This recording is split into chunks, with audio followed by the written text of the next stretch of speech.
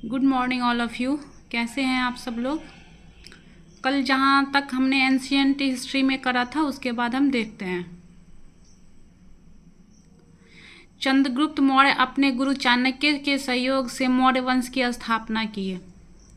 यूनानी लेखकों में एरियन और प्लूटार्क चंद्रगुप्त मौर्य को एंड्रोकोटस के रूप में वर्णित किया है। तो ये क्वेश्चन भी पूछा गया है को चंद्रगुप्त मौर्य को किसने एंड्रोकोटस के रूप में वर्णित किया है। तो यूनानी लेखक एरियन और प्लूटार्क को। जस्टिन ने सेंड्रोकोटस और सिकंदर की भेंट का उल्लेख किया है। किसने किया है? जस्टिन ने। विलियम जोन्स प्रथम विद्वान है जिन्होंने सेंड्रोकोटस का पहचान चंद्रगुप्त मौर्य के रूप में किया है। कौन है? William Jones. भारत का प्रथम मगध ऐतिहासिक शासक बिंबिसार को कहा जाता है। तो मगध का प्रथम शासक कौन है जो भारत में? बिंबिसार। भारत का प्रथम सम्राट महापद्मानंद को माना जाता है। प्रथम सम्राट किसे माना जाता है? महापद्मानंद को। भारत का प्रथम चक्रवर्ती सम्राट चंद्रगुप्त मौर्य को माना जाता है। प्रथम चक्र देखिए, ये दोनों में आप प्रथम सम्राट तो महापद्मानंद और प्रथम चक्रवर्ती सम्राट तो चंद्रगुप्त मौर्य। भारत का मुक्तिदाता चंद्रगुप्त मौर्य को कहा जाता है।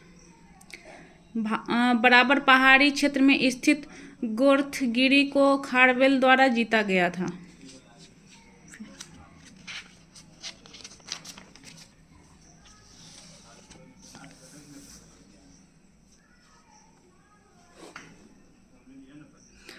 उदयगिरी पहाड़ी के हाथी गुफा और रानी गुफा का संबंध चेदी वंशीय राजा खारवेल से संबंधित है। भागवत संप्रदाय के विकास में गुप्त वंश का देन बहुत ही महत्वपूर्ण थी। किसमें? भागवत संप्रदाय के विकास में। भागवत संप्रदाय का गुप्त काल में बहुत अधिक विकास हुआ। गुप्त शासक वैष्णव धर्म के मानने वाले थे। गुप्त शासक किस धर्म को मानने वाले थे? तो वैष्णव धर्म को मानने वाले थे।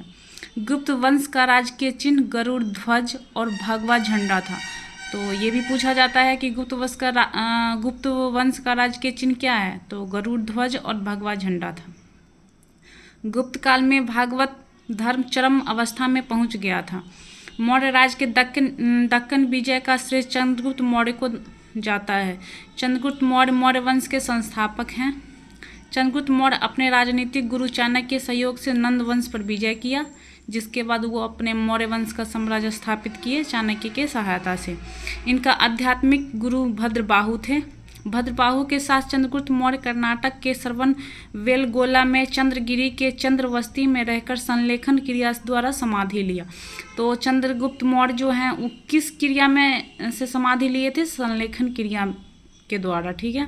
और कहाँ? तो श्रवण बेलगोला में चंद्रगिरी के चंद्रवस्ती में रह के भद्रबाहु के साथ, जो इनके आध्यात्मिक गुरु थे।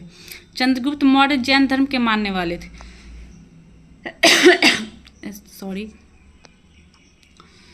मुद्रा राक्षस नाटक में चंद्रगुप्त को वृषल नीच कुल का कहा गया है। विशाखा दत्त कृत मुद्रा राक्षस में चंद्रगुप्त मौर्य और घनानंद के बीच युद्ध और नंद वंश के पतन तथा मौर्य वंश की स्थापना का उल्लेख मिलता है। देवी चंद्रगुप्तम नाटक विशाखा दत्त द्वारा लिखी गई है। इस नाटक में गुप्त वंश के रामगुप्त, चंद्रगुप्त द्वितीय और ध्रुव स्वामिनी के माध्यम से गुप्त वंश के बारे में उल्लेख मिलता है। अर्थशास्त्र में 18 तीर्थ और 27 अध्यक्ष का उल्लेख मिलता है। अर्थशास्त्र में कृषि, पशुपालन और व्यापार को वार्ता कहा गया है। इस पुस्तक में राज्य को चक्र कहा गया है। इस पुस्तक में गुड़ पुरुष गुप्तचर को कहा गया है, जो 9 संस्था और संचार में बांटा हुआ था।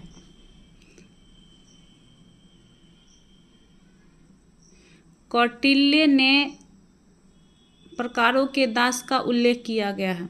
मेगास्थनीज के व्यवसाय के आधार पर समाज को 7 श्रेणियों में विभाजित किया है। ये क्वेश्चन भी पूछा जाता है हमेशा। इसमें सब कीवर्ड ही है, तो आप सबको थोड़ा सा ध्यान से देखिए और अपना नोट्स अलग से बना सकते हैं। मेगास्थनीज व्यवसाय के आधार पर समाज को 7 श्रेणियों में विभाजित किया गया है। दार्शनिक, कृषक, अहीर, शिल्पकार, योद्धा, निरीक्षक, सभासद, उच्च अधिकारी या मंत्रीगण आदि।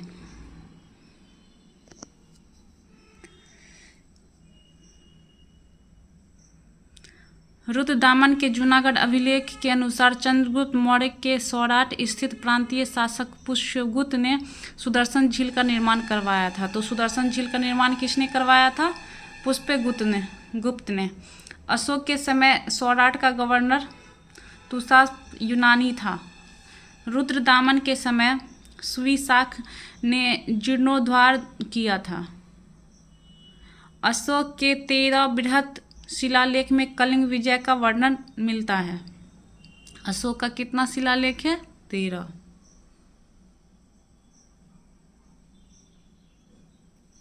सॉरी 13 बृहत शिलालेखों में कलिंग का विजय होता है। अशोक के ने राज्याभिषेक 269 BC के 8वें वर्ष 261 BC कलिंग पर आक्रमण, मतलब कि राज्याभिषेक जो हुआ था उसके 8 वर्ष बाद कलिंग पर आक्रमण किया था।